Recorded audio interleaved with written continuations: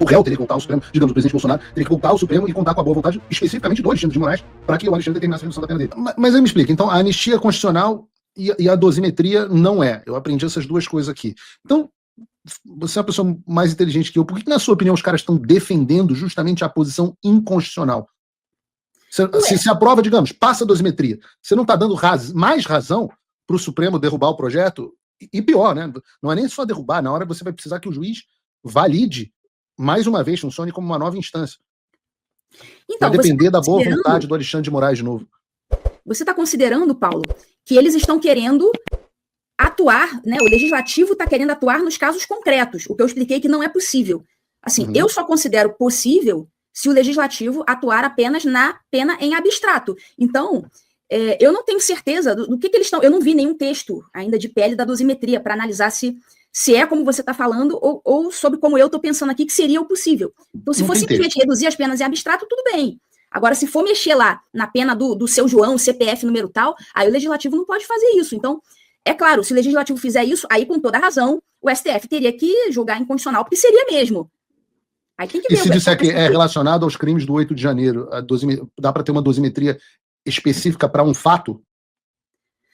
Nunca tivemos isso. Eu não vejo isso como possível. Porque o legislativo ele tem que prever situações em abstrato. Não é possível ao legislador atuar em casos concretos. Então, eu acho que uma lei que previsse algo nesse sentido, assim, abstratamente, eu acho que essa lei seria inconstitucional. Mas, enfim, no Brasil de hoje, eles estão aceitando qualquer coisa, né, que seja conveniente, mas seria inconstitucional. Porque a lei, o próprio conceito da lei, a lei ela tem que ser geral e abstrata.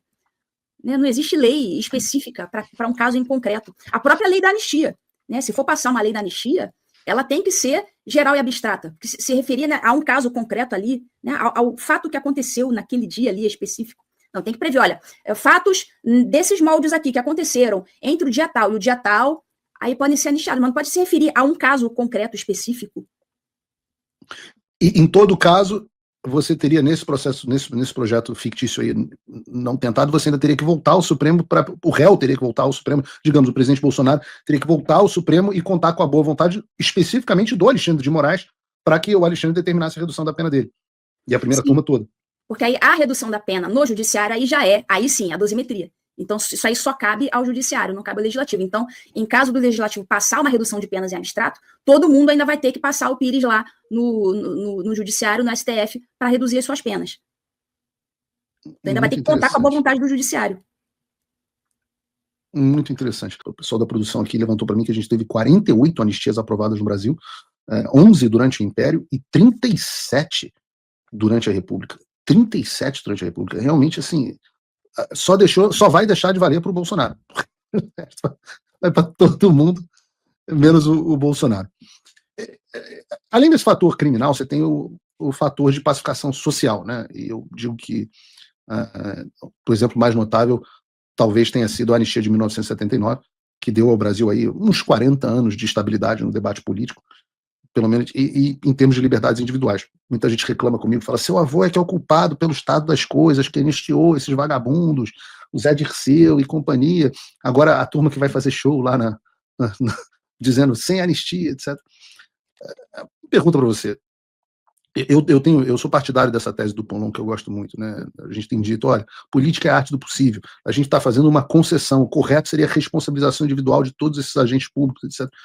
E a gente está fazendo uma concessão com essa anistia. Você acha que uma anistia de verdade em 2025 ia contribuir para a pacificação do Brasil? Uma anistia de verdade, sim. Infelizmente, não é o caso das anistias que já foram protocoladas, até agora, pelo menos que eu vi recentemente, eu estudei todas as que foram protocoladas, inclusive por pessoas, né, da situação, e nenhuma delas contempla tudo que eu entendo que deveria contemplar. Então, eu espero que em algum momento algum deputado venha a propor algum novo texto. Mas, sim, acredito que se vierem com o que eu acho que, os requisitos que eu acho que deveriam ser contemplados, eu acho que pode haver um início de pacificação. O Brasil está muito contaminado, né? Então, a anistia seria o primeiro passo para a gente conseguir ter a perspectiva de poder voltar a respirar novamente. Então, assim, né, como eu falei, né, a própria origem etimológica da palavra, né, de amnésia, de esquecimento, eu acho que tem essa proposta, sim. E você citou que vários projetos já foram protocolados. Quantos, mais ou menos, você sabe, não? Olha, eu estudei mais ou menos uns 4 ou 5 do Senado, e da Câmara, eu acho que assim, de cabeça não lembro, mas acho que uns 15. Foi, assim, quase 20 projetos diferentes.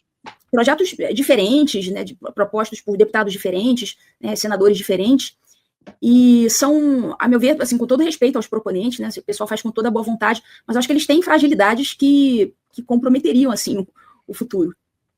Vamos falar sobre essas fragilidades. Esse momento é esse, tenho enorme curiosidade. Então, o projeto de anistia, eu entendo que ele não deve abranger apenas os presos do 8 de janeiro. Então, vários projetos da Câmara, não todos, mas vários deles, eu vi que se referiam exclusivamente aos fatos ocorridos no dia 8 e no dia 9 de janeiro de 2023. Com isso, eu acho que a gente já tem um problema aí. A perseguição no Brasil, eu chamo de ditadura judicial, iniciou em 2019. E como ficam aquelas pessoas, por exemplo, eu, você, Alan dos Santos, Daniel Silveira, as pessoas todas que perderam redes sociais, que tiveram contas bloqueadas, passaporte bloqueado, Luciano Hang, e milhares de brasileiros que sofreram a perseguição judicial antes de 2023.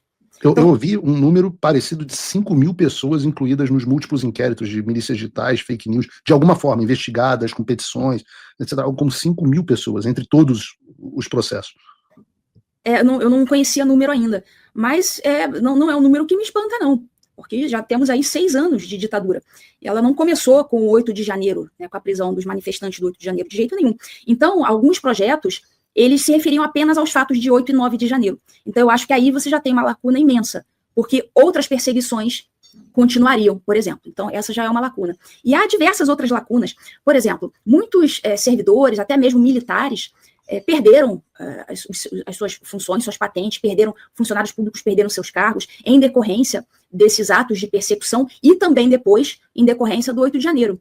Então, um projeto de anistia deve prever, como previu o projeto de 1979, a reintegração desses servidores. Teve gente que deixou o cargo por medo de perseguição, teve gente que foi perseguido, né, nas suas funções e perdeu seu cargo. Então, deve haver a reintegração desses servidores que perderam seus cargos por motivos políticos ou por motivações disciplinares, né, que escondem motivos políticos por trás. Então, tem que haver essa previsão. Outra coisa, quem teve comércio prejudicado e teve que abandonar, de repente, o país, a gente tem aí centenas de refugiados, né, na Argentina, né, na América do Sul, teve gente que veio aqui para os Estados Unidos, enfim.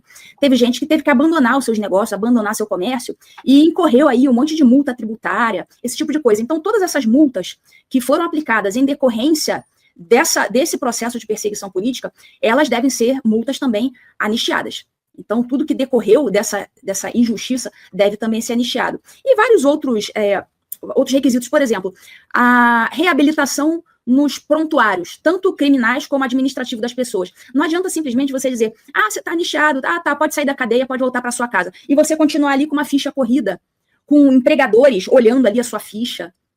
Isso aí tem que ser zerado também. A pessoa tem que retornar ao status quo ante. Então, qualquer prontuário deve ser reabilitado, tem que zerar ficha criminal, tem que zerar em relação aos atos políticos, obviamente. Se tem outras coisas lá, essas coisas vão ficar.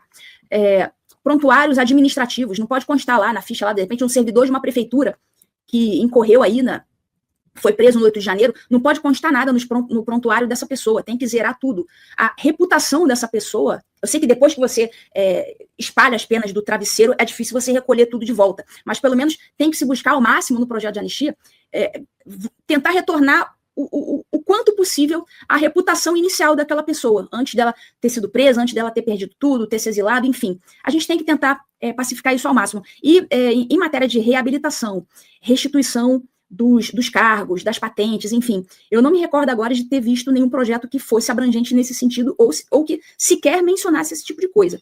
Então, a gente precisa, sim, desse tipo de previsão.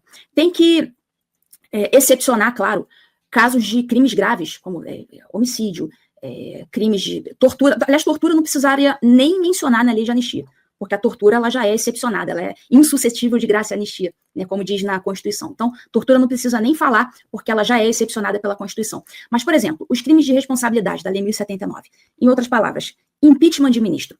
Isso aí vai depender dos termos da lei da anistia. que pode ter uma lei da anistia que contemple, inclusive, essa responsabilidade administrativa, o impeachment, e pode ter uma lei de impeachment que excepcione isso. Eu acho que a lei da anistia, ela deveria se referir apenas à parte criminal. Ou seja, o Alexandre de Moraes, tal, crime de abuso de autoridade, tá bom, meu amigo, tá anistiado também, mas o seu cargo você perde.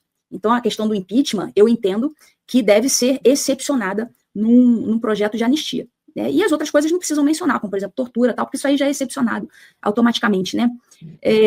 Outra coisa que eu também não vi nesses projetos, tem que haver uma previsão de uma liberdade de expressão que resgate não só a liberdade de expressão, né, dos cidadãos em geral, mas que faça uma menção específica àquela liberdade de expressão dos parlamentares, porque a imunidade parlamentar, ela foi implicitamente revogada no Brasil, revogaram o dispositivo da Constituição que fala da imunidade parlamentar.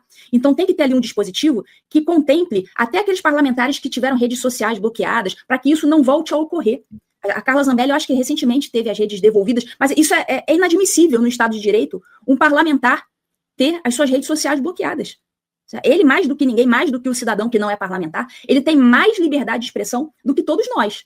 O parlamentar tem mais. Então, esse tipo de coisa é inadmissível. É inadmissível para qualquer pessoa, mais ainda para um parlamentar. Então, tem que ter esse tipo de previsão também da imunidade parlamentar, né? Que isso aí acabou no Brasil. Outra coisa que eu também não vi nos projetos de lei que estão formalmente em tramitação, né? Pelo menos que você acessa lá do site da Câmara dos Deputados. Não prevê prazos para a implementação daquelas medidas ali previstas na anistia. Então, simplesmente, estão anistiados e acabou. Então, deixa tudo muito solto. Eu acho que um projeto de anistia tem que amarrar isso. Tem que, por exemplo, vou dar um exemplo, fica estabelecido o prazo de 30 dias para que as medidas aqui previstas sejam efetivamente implementadas. Por exemplo, chegou o advogado, saiu a anistia, o advogado entra lá com pedido no STF. STF aqui, saiu a anistia, o meu cliente se enquadra nesses requisitos, tais, então vocês têm 30 dias a partir de agora para implementar isso aqui. Ou seja, se tiver preso, solta, se tiver com medida cautelar, revoga as medidas cautelares, enfim, a coisa tem que retornar ao status quo ante em 30 dias. Se algum foi excluído, né, do seu cargo, da sua função, entra lá com um pedido administrativo, olha, essa pessoa, né, perdeu o cargo em relação a isso, então vamos começar aí os procedimentos para a sua reabilitação e reconstituição ao seu cargo. Tem que ter um prazo para as pessoas envolvidas, os agentes envolvidos, começarem a se movimentar para restituir essas pessoas à sua situação anterior. O tic-tac acabou. Vieram as sanções de visto.